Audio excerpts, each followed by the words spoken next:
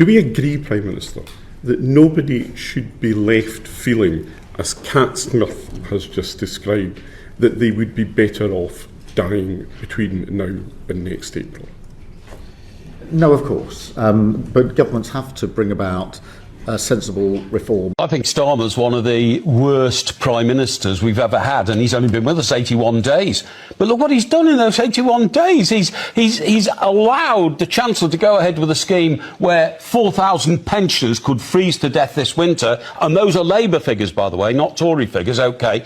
He's introduced a raft of policies like energy, which could make us dependent on overseas energy ad infinitum, so dictators around the world will control what we have in this country. Never mind the sleaze. I mean, goodness gracious, he stood up in the Commons once, looked across the box at Boris Johnson and said, sleaze, sleaze, sleaze. There's never been a sleazier Prime Minister.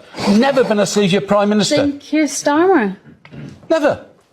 So what makes you call him sleazy? Sleazy's an interesting word for you to use. Well, if you're walking around in other people's suits to try and improve your image, I saw one... Well, it's his suit. It's just paid for by somebody else. I reckon he was a useless lawyer, a boring, useless public sector lawyer.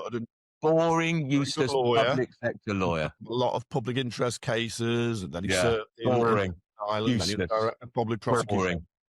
Where he changed the approach, so they started prosecuting grooming gangs. Adenoidal voice, incapable of thinking on his feet. He is actually. I think in there is a decent man, quite amused, really wry sense of humour. I don't think Lou Hague thinks so. The Transport Secretary sacked. I don't think Andrew Rayner, the former Deputy Prime Minister, thinks he's decent. I think they think he's treacherous, disloyal, doesn't believe in anything, doesn't believe in anybody, throws people under a bus because he's useless. Do you think society could survive if everyone was kind, generous and thoughtful? Or do we need ruthless bastards to drive industry and make the difficult decisions?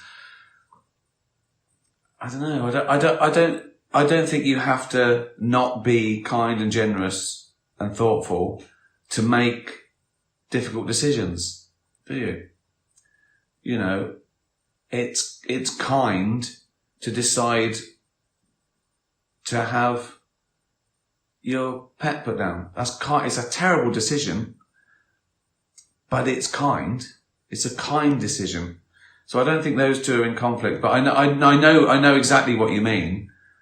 I think naturally we probably are kind and generous and nurturing, but we developed our intelligence sort of relied a bit on violence because we didn't have the tools, did we, to defend ourselves. So we had to come up with cunning, evil fucking ways to catch stuff and eat it. So, but I think naturally we probably are generous and nurturing too, you know.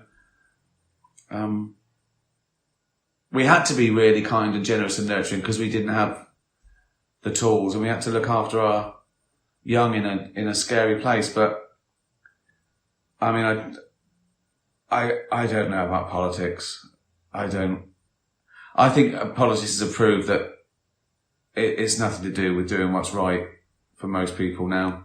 Even if they start off going into it with good intentions, all the compromises, all the worries about trying to please everyone, they soon start, you know, not doing a great job. And now a lot of them have proved that they're blatant. They're in it for themselves. So I don't know. I think the utopia you're talking about probably is possible, but yeah, I think there's always a few bad eggs, isn't there? Genius, Rick. What do you think about the world? There's always a few bad eggs, isn't there? Brilliant.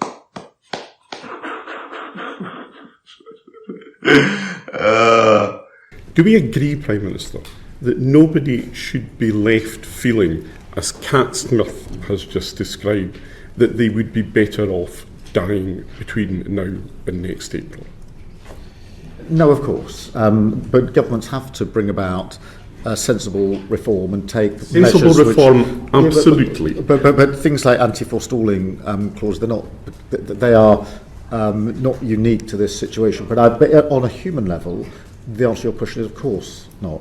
But last year, you told me that this was a policy that was just aimed at revenue raising, that it wasn't targeted at anybody in particular. We've now seen the anti-forestalling clause, and we know from Treasury's own figures that 75% of the £500 million that is expected to be raised for this will come from farmers who die over the age of 75. So, is it not the case that actually this is a targeted measure, and it is targeted at, and it will affect those who are elderly, suffering from terminal illnesses over 75, and it doesn't matter if it's one farmer or 1,000 farmers. Surely you cannot be comfortable with that. Let me just address the point that it's not targeted. It's not targeted at individuals. Well, it was what you said last year. It's not targeted, as I said last year. It's an economic reform which we took in the budget before last. Not targeted. It is to adjust the rate at which inheritance tax is, the fact that it's paid, the rate at which it's paid, and the period over which it is paid. But it's not targeted against individuals. I'm not arguing with you that there are therefore going to be individuals affected, as there are with any change in any tax regime. But there's a difference between changing the tax regime and targeting a group of individuals. This is about changing the tax regime. The anti-forestalling clause that we've spoken about traps farmers into the new rules. It doesn't allow them the same opportunities that other taxpayers will have to use tax planning to manage their affairs in a sensible way that will allow the succession of family farms in this country.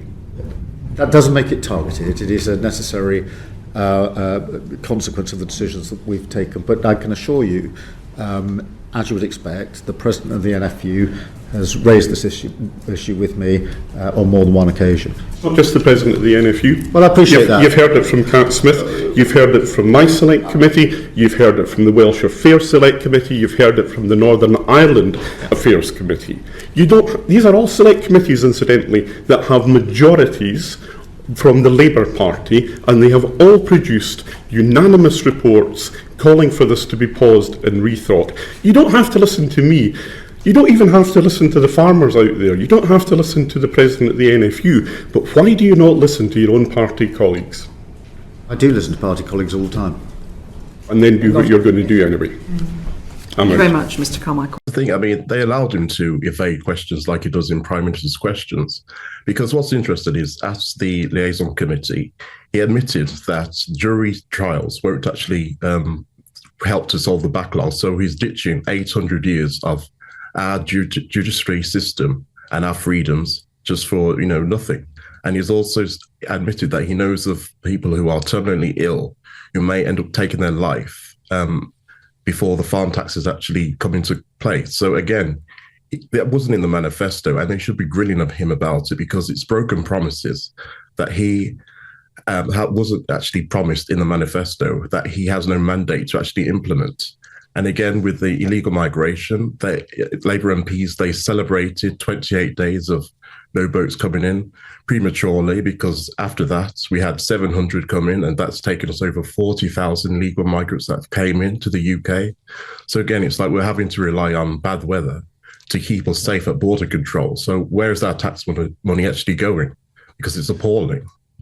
And Chris Rose, when you look at the makeup of the examiners today, 8 out of 12 from the Labour Party, 3 from the Conservatives, only 1 Liberal Democrat, and of course nobody from Reform UK. Does it sort of cast a sort of shadow of doubt over the entire point of these things? I mean, it's like 8 of your mates, giving you an end-of-year review. Why bother? That's the thing. I mean, we know that he's going to go soft with them. Keir Starmer doesn't like scrutiny. He even left the liaison committee early as well, because when he's held up to scrutiny, he doesn't like it at all. He he doesn't like his pre-prepared questions taking another route. He can't think quick on his feet. I mean, Kemi Badenoch is actually running rings around him at Prime Minister's questions now as well. You know, even with journalists who used to support him, during the election last year, and now that they're scrutinising him more, you can see the anger and his short temper coming out of him a bit. So he doesn't like it. So that's why they've picked, easy questions from, 8 of his mates instead of an actual grilling that he fully deserved. Looking at his popularity ratings, he really needs to be grilled, particularly by even his own MPs, because things aren't looking well for them at all, according to the polling. They're currently in 3rd place, 4th place, pushing down. And as you heard, as read, Reform now have more party members than Labour as well, because they've all drifted off to Green Party, whatever SAC is offering them. And, things aren't looking well. So I don't know why he doesn't want more scrutiny, because after the next local elections in May, I think they may move to actually get rid of him as leader, and certainly the Chancellor as well. So going ahead in easy mode is just bringing them, it's just delusional.